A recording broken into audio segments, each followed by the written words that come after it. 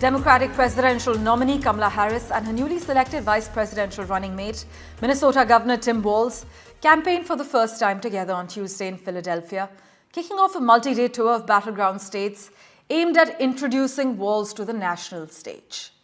Now, in his remarks to a crowd of more than 10,000 people, Walz described his upbringing in a small Nebraska town, his 24 years serving in the Army National Guard, and his prior career as a high school social studies teacher, as well as a football coach.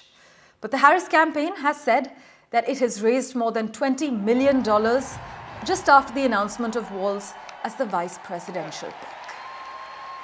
In fact, ultimately, four main things sealed it for Tim Walz. His governing experience. Walz served in Congress and is now in his second term as governor, where he has racked up accomplishments at the state level that Harris wants to replicate in her presidency, including an access to reproductive health care, paid leave, child tax credits, and gun safety. His bio being the second. Walz is a former high school teacher, football coach, a hunter, a veteran who flipped a Republican-leaning House district back in 2006, which Harris believes will play well in the industrial blue wall states of Michigan, Wisconsin, and Pennsylvania. Thirdly, his messaging abilities. Now, Tim Walz is seen by Harris's camp as a deft messenger, popularizing weird as a messaging framework to describe former President Donald Trump, as well as his running mate, Senator J.D. Vance, a cutting and clear tagline that went viral over the last 2 weeks in the United States. And the last being Kamala Harris and Tim Walz's rapport. Reports state that Harris and Walz clicked more than she did with either of the other finalists. In fact, we have a reaction from Ground Zero. Listen in.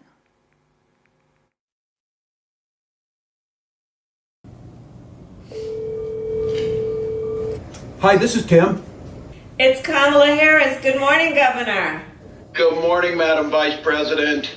Listen, I want you to do this with me. Let's do this together. Would you be my running mate and let's get this thing on the road?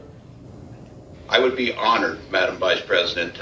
The joy that you're bringing back to the country, the enthusiasm that's out there, it'll be a privilege to take this with you across the country. Well, let me tell you, I have just the utmost respect for you. I have really enjoyed our work together. You understand our country. You have dedicated yourself to our country in so many different and beautiful ways. And we're going to do this. We're going to win. And we're going to unify our country and remind everyone that we are fighting for the future for everyone. So let's get out there and get this done, okay? Let's do it. Do the work in front of us. Let's win this thing. That's right. All right, buddy. I'll see you soon. Take care. Thank you. Okay. Yeah. Bye.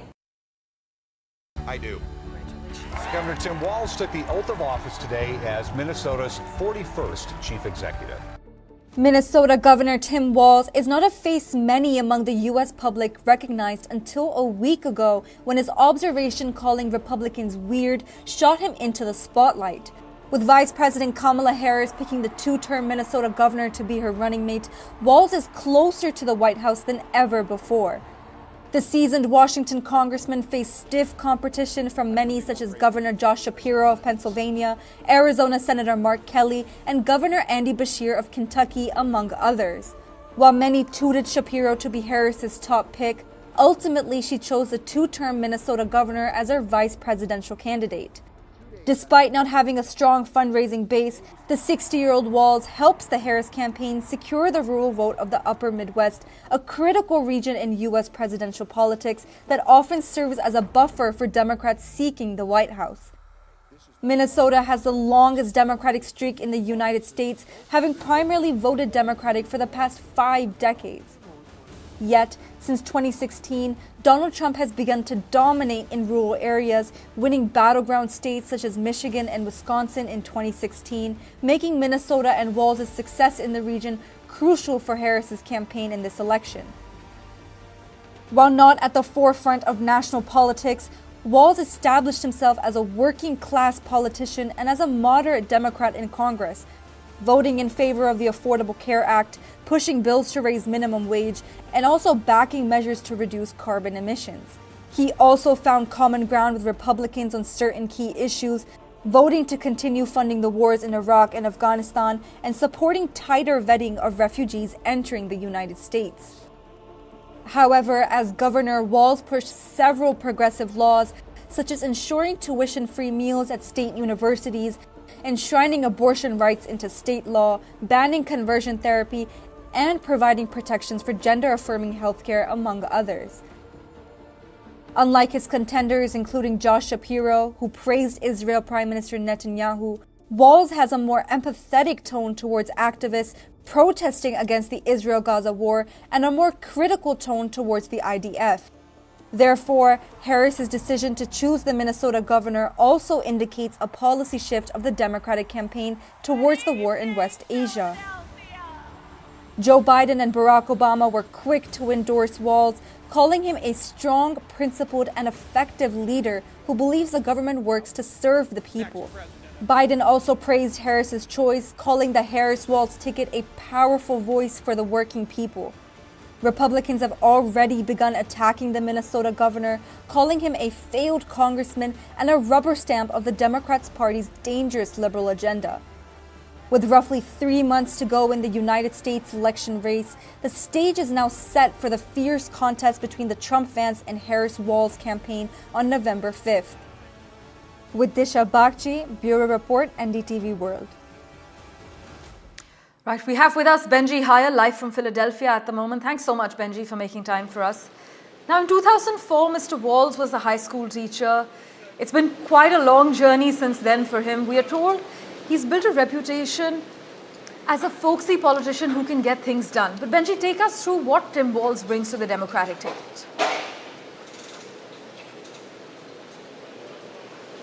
Well, good evening from a rainy and damp Pennsylvania, but ultimately nothing could put a dampener on what has been a remarkably boisterous, raucous evening in terms of the atmosphere that we experienced inside the rally for Kamala Harris and her new running mate, Tim Walz, a Minnesota governor who was rarely heard of by many Americans just weeks ago, now soon to be a household name. He is someone that the Harris campaign has described as affable, someone with a happy-go-lucky attitude, with a strong degree of experience both within politics at local and national level, but also outside of politics, a veteran, a former teacher, a former football coach, as we were hearing, someone that can try to reach across the political aisle, win the hearts and minds of rural Americans in those key swing states that will decide the election outcome, including here in Pennsylvania, and someone that can bring with him effective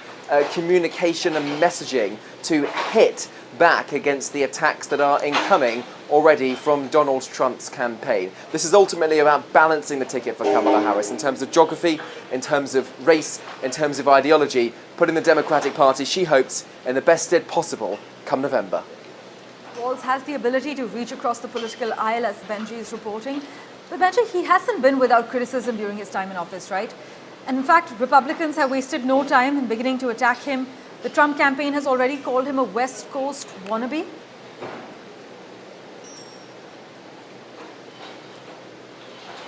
Yeah, they called him dangerously liberal. And I think the West Coast wannabe line had to be taken with a pinch of salt. He is someone that has only visited San Francisco once in the past couple of years, compared to J.D. Vance, Donald Trump's running mate, who studied there for a period of time, or rather worked there for a period of time. So these attacks, the Democrats say, are unfounded, and they also hit Tim Walz for his policies allowing convicted felons to vote. Again, a deeply ironic message coming from Donald Trump's team, considering he himself is one.